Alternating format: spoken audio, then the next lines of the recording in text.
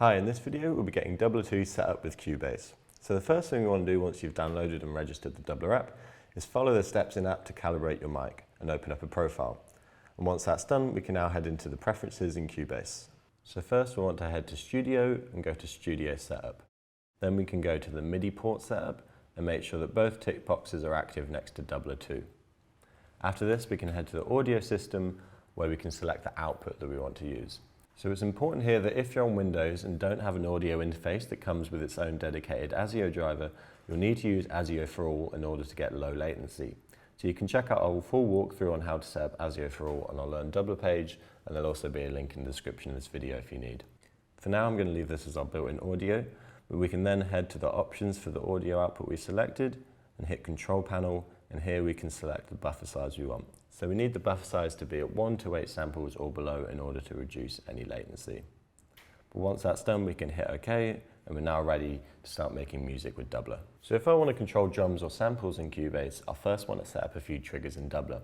So you can check out our other video on how to train triggers for a more in-depth guide, but I'm just going to quickly add a few now.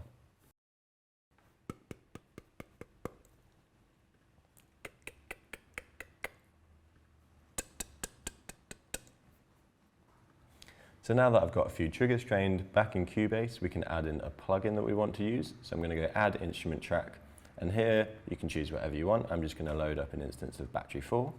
So once that's loaded up, in the Inspector tab on the left hand side, we want to open up the top drop down menu where we can select the MIDI inputs. So here where it says All MIDI Inputs, we want to select Doubler 2, and below that we can select which MIDI channel we receive information from. So by default, channel 1 receives information from the pitch side of Doubler, and channel 10 receives information from the trigger side of Doubler. So as we're controlling drums with the triggers, we're going to select MIDI channel 10. I can then make sure the track is armed and can now use those triggers to record some beats in.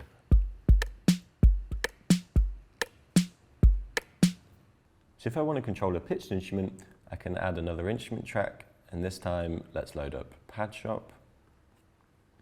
And again, once that's loaded up, on the left hand side we want to go to the Inspector tab, make sure we've got Doubler 2 set as the MIDI input, and this time, as we're receiving information from the pitch side, we want to make sure we've got MIDI channel 1 selected.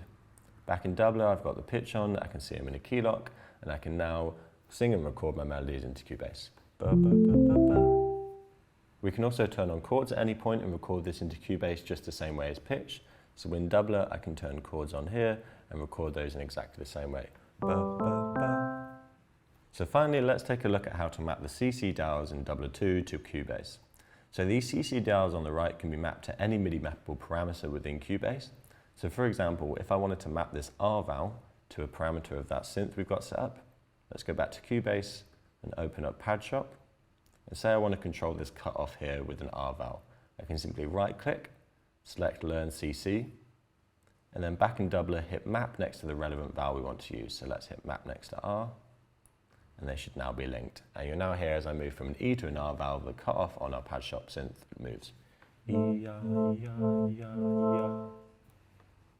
So that's the basics of how to get Doubler set up with Cubase, but if you want to find out more and go in depth with other parts of Doubler, make sure to check out our Learn Doubler page on the website.